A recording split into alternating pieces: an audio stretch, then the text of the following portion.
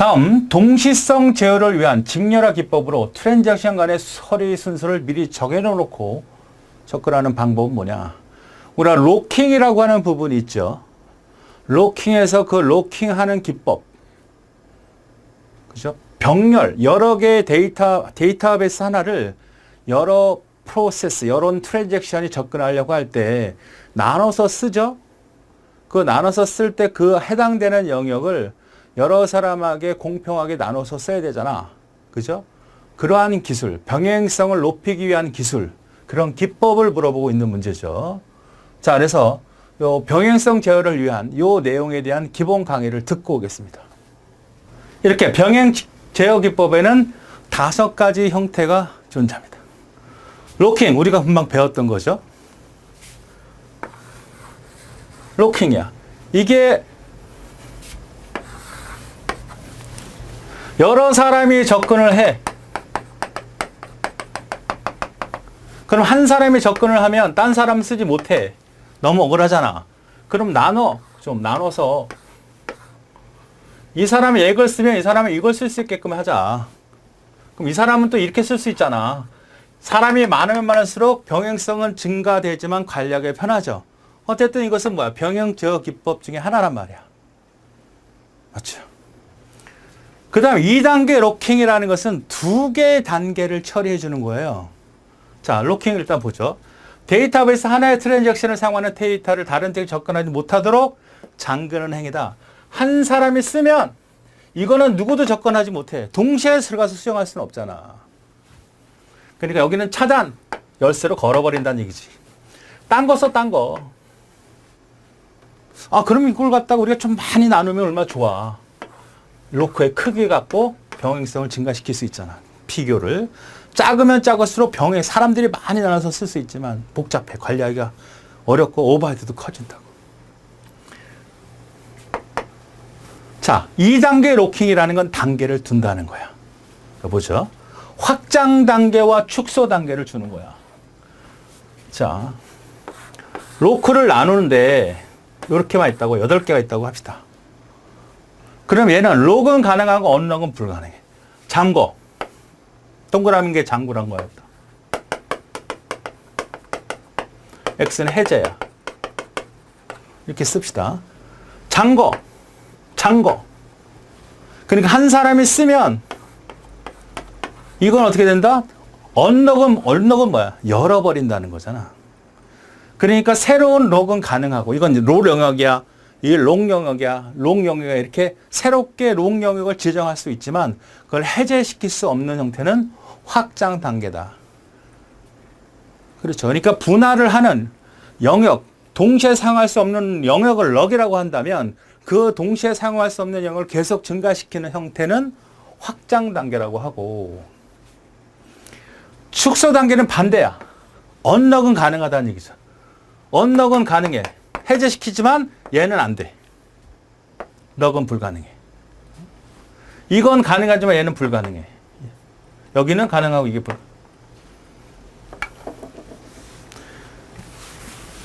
자, 확장 단계라는 것은 럭이 늘어난다는 얘기야. 그러니까 럭은 계속 그 영역을 늘리는 거고, 그럼 언럭은 안 해.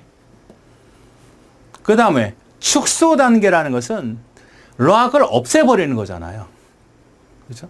만약에 한두 사람이 사용을 한다면 한 사람이 쓰면 이걸 록을 할 필요가 있어 없어? 아니, 데이터를 이런 사람이 쓰니까 한 사람밖에 안 써. 그럼 이렇게 나눌 필요가 있어 없어? 없잖아. 한 사람이 다 쓰면 되지. 근데 사람이 늘어나면 늘어날수록 어떻게 된다? 확장은 계속 해줘야죠. 무슨 말인지 알겠죠? 그래서 순차적이지 않기 때문에 교착 상태가 발생한다. 순차적인 거는 우리가 예전에 교착 상태라고 운영체제에 배울 때 보면 순차적인 경우는 우리가 교착 상태를 발생할 때 환영 조건이라는 게 있잖아요. 자원을 물고 물는 형태죠. 여기 있는 사용자가 얘를 자원을 갖고 있어. 소유하고 있는 거죠. 소유하는, 이렇게 씁시다. 여기 있는 애는 얘를 이걸 갖고 있다고. 그럼 얘가 이걸 필요로 해. 요청을 했어. 좀 줘. 얘는 이걸 필요로 해. 요청을 했어. 근데 얘는 이거를 누우면 이걸 파일이라고 하고, 이걸 프린트라고 합시다. 이 사람은 지금 내가 파일을 갖고 있다고. 그래서 출력하고 싶은데 프린터가 딴 놈이 쓰고 있어. 이 사용자는 내가 프린터를 갖고 있는데 파일이 필요해. 이거는 점유가 된 상태죠. A라는 애가 B라는 애가 있다면 A는 이 프린트를 필요로 해서 요청을 한 거지. 요구. 여기도 요청. A라는 애는 내가 이 파일을 갖고 있어. 근데 출력하고 싶은데 파일을 프린트를 누가 써? B라는 애는 프린트를 갖고 있고 파일을 얘가 쓰고 있어. 자, 요걸 우리는 보통 뭐라 그러죠? 공유 자원 임계 구역이라고 하죠. 임계. 그러니까 이 럭도 마찬가지예요. 이 럭도 한 사람이 쓰지만 딴 사람이 쓰지 못하게 하는 이런 공유 영역, 이거를 데이터베이스에서는 럭이라고 한단 말이야. 그러니까 이러한 형태가 발생이 되면 어떻게 돼? 이 A라는 놈도 B라는 놈도 이 파일을 갖고 있는데 얘를 놔버리면 이거 의미가 없어. 이 B라는 놈도 이 프린트를 놔버리면 얘가 의미가 없어. 그러니까 절대 A라는 놈은 이 파일을 갖고서 안 놔버리겠죠. B라는 놈도 이 프린트를 잡고서 안 놔버릴 거지. 그러면 도저히 해결할 수 없는 상황이 발생이 돼. 이걸 교착 상태라고 하잖아요. 그러니까 지금 이것도 마찬가지가 되는 거야. 확장 단계와 축소 단계는 순차적으로 진행하지 않기 때문에 여기로 접근할 수도 있고 여기로 접근할 수도 있고 순차적인 개념이 아니야, 얘는. 이걸 우리가 뭐라 그래? 환영대기라고 하잖아. 환영대기. 이 환영대기를 어느 정도 해결하려는 건 이걸 부정하는 거거든요. 분영한다는 것은 순차적으로 한다는 얘기야. 선형적으로 한다는 얘기예요. 선형적으로.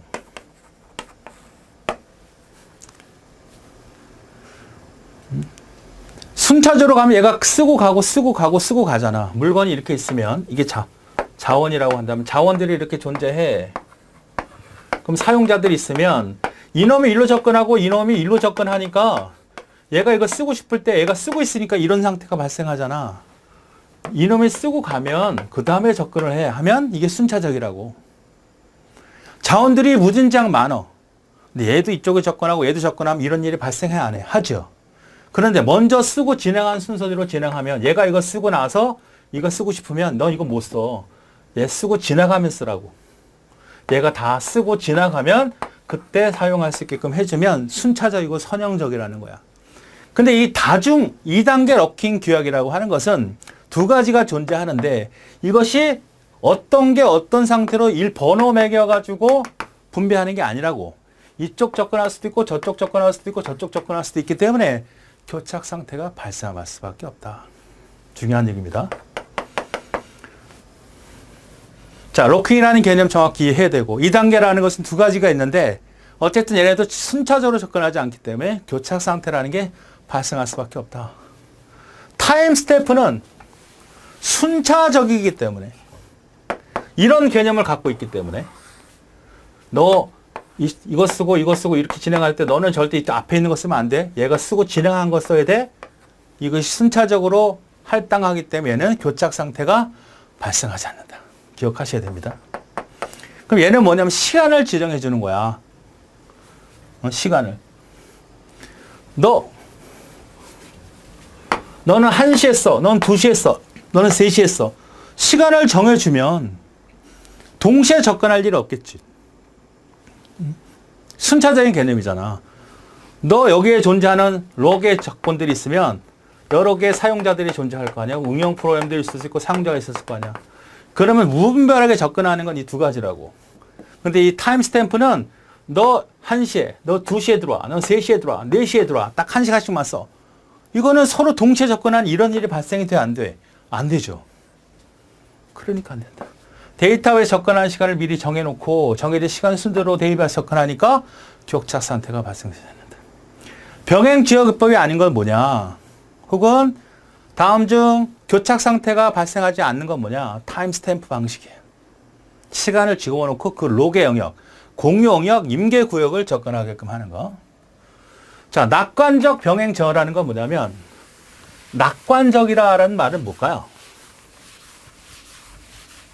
속편하다는 얘기야. 속편하다. 얘네들은 로킹 이런 건 뭐야? 속편하지 않지. 응? 내가 지금 저놈이 쓰고 있는지 안 쓰고 있는지를 다 고민해야 되잖아. 머리가 아파. 이 로킹은 비낙관적이라 그래서. 이 낙관적이라는 것은 프로세스가 끝나면 한꺼번에 줘버려. 잘 보세요. 트랜잭션의 수행 동안은 어떠한 작업도 안 해. 아무것도 안 해. 그러니까 신경 쓸 필요가 없어. 트랜잭션이 종종 일괄적으로 그 영역을 할당한단 말이야. 그래 어떤 작업이 이렇게 있다고 합시다. 그럼 얘가 이걸 쓰면 얘가 이걸 쓸 수 있고 이놈은 여기를 쓸 수 있어 없어? 못 쓰게 하죠. 이게 로악이죠. 워킹이잖아. 복잡해. 비낙관적이라고 해. 근데 이렇게 하지 않고 어떤 작업이 진행이 되면 아무도 안 해. 어떤 작업이라는 건 바로 트랜잭션을 말하는데 어떤 작업이 진행 중이면 아무도 그냥 그래 속편하다. 얘 끝날 때까지 기다려.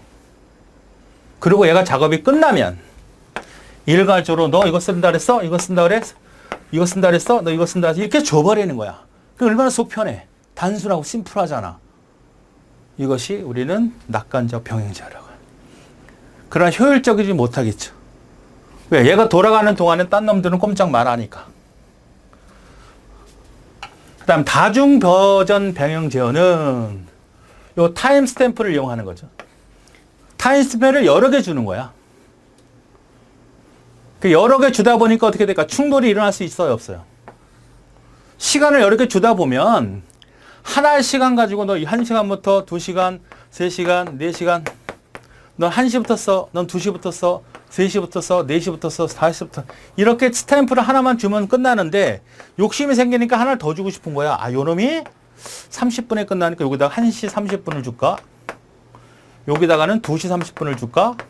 이렇게 줘버리면 얘 1시 끝난 다음에 얘가 30분 일찍 끝나면 얘가 쓰면 되잖아. 그죠? 왜? 컴퓨터는 효율성이잖아요. 안 쓰는 시간을 놀리고 싶지 않단 말이야. 그런데 겹치는 순간이 발생할 수 있죠. 그때 충돌이 발생이 된다. 그러니까 요것을 감수하고라도 하겠다. 낭비되는 게 너무 많으니까 이걸로 하기에는. 그래서 다중 버전 병행 제어를 해. 그래서 충돌이 되면 어떤 건 감수하겠다? 에이, 그러면 하나를 정해서 다시 원상태로 돌려. 롤백한다. 아니, 너는 충돌됐으니까 내가 볼 땐 네가 전원보다 더 지금 네가 중단되는 게 나아. 희생양을 정해서 다시 원으로 가. 그러니까 이렇게 함으로써 여러 개의 병행 제어를 하고 싶건데 충돌이라고 하는 문제점을 갖고 있다. 충돌이라는 문제점을 어느 정도는 감안하고 하겠다. 대신에 노는 시간, 아이들 탐을 최소화할 수 있기 때문에 효율적이죠. 그러나 위험을 감수하겠다. 위험 감수하는데 문제가 발생하면 두 놈 중에 한 놈을 되돌리겠다, 처음으로. 이것이 바로 다중 버전 제어라. 그래서 병행 제어 기법은 이렇게 5가지 형태로 기억을 해 두시면. 자, 계속해서 공유 로크와 베타 로크가 있는데 이게 뭘 말하는 건지 살펴보겠습니다. 자, 우리 로크라고 하는 것은 배웠습니다. 여러 개의 프로세스, 여러 개의 트랜잭션이 하나의 데이터베이스를 공유를 할 때 동시에 접근할 수 없으니까 잘라가지고 너는 이거 접근해, 난 이거 접근해. 그래서 내가 데이터베이스라고 하면 여러 개로 나눠서 요거는 A라는 프로세스 트랜잭션, 요게 B라는 트랜잭션이 접근할 수 있도록 해주는 거죠. 이거를 록이라고 하고 로킹이라고 하는 거죠. 그랬을 때 이 로크의 크기가 작으면 작을수록 병행성은 증가되는 거죠. 많이 나눴으니까 많은 사람이 접근해서 쓸 수 있는 거예요. 동시에 쓸 수는 없으니까 한 영역을. 딱 한 사람만 들어가서 쓸 수 있으니까 동시에 쓸 수는 없다. 작으면 작을수록 좋은데 병행성이 높아지죠. 그런데 그걸 관리하기가 불편해. 그죠? 복잡하고 오버헤드가 많잖아요.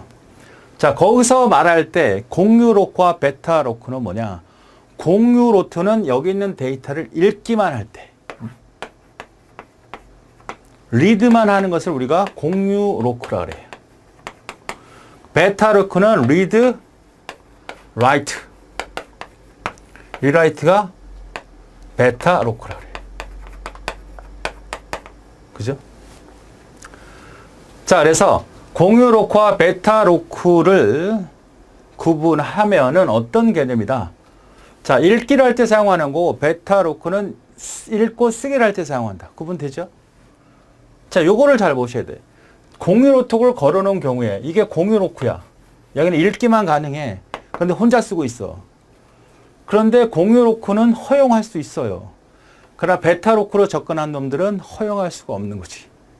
자, 내가 로크를 하는 단위를 이렇게 쪼갰다는 로크의 개념을 알겠어요. 그런데 그것을 좀 더 확장을 시키려면 한 놈을 읽어가는 건 여러 놈이 괜찮잖아. 그치? 수정하는 게 문제지. 변하지 않는 거 이걸 저놈도 한 놈만 리드해서 보면 딴 놈 볼 수 있잖아. 그죠? 포기해줘. 수정할 때는 아니란 말이야. 그러니까 한 놈이 이거를 갖다가 공유 로크로 공유하고 있다면, 독점하고 있다면 딴 놈도 읽게 해줘. 가능하다고. 근데 딴 놈이 로크, 베타 로크로 접근하면 이걸 허용하면 안 돼. 왜? 수정이 가능한 놈이잖아. 수정하고 딴 놈 읽어내면 안 되지. 그러니까 내가 이 로크 영역을 공유 로크로 접근한다. 읽기만 가능한 상태로 독점하고 있다면 딴 놈들을 쓰게 해주라. 막 읽어. 공유 로크는 돼. 근데 베타 로크는 안 돼. 수정이 되니까.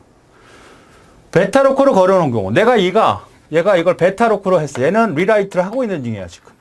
수정하고 있는 거야. 얘는 다 안 돼. 공유로 접근하려도 안 되고 또 수정하러 접근하는 놈도 안 되는 거지. 그러니까 접근할 때 나는 공유로 하고 있어. 그러면 다 베타만 안 돼. 내가 베타로 갖고 있어. 독점하고 있어. 그러면 어떤 놈도 들어와서 수정할 수 없잖아. 내가 수정하고 있는 동시 수정이 안 되잖아요. 그렇고 기다린 놈들은 계속 대기 상태가 된다. 요 개념이 공유 로크와 베타 로크의 개념이다. 예, 충분히 하셨죠? 자, 그러면 로킹 기법은 뭐냐? 알고 있고, 타임 스탬프도 알고 있고, 검증 기법 그런 건 없고, 그 다음 베타 로크 기법이 있죠. 다 설명이 됐던 거니까 미리 시간을 정해놓고 공유를 시키면 교착 상태가 발생하지 않죠. 그런 기법이 바로 타임 스탬프 기법이다. 두 번째가 답이 되는 그런 문제가 되겠습니다.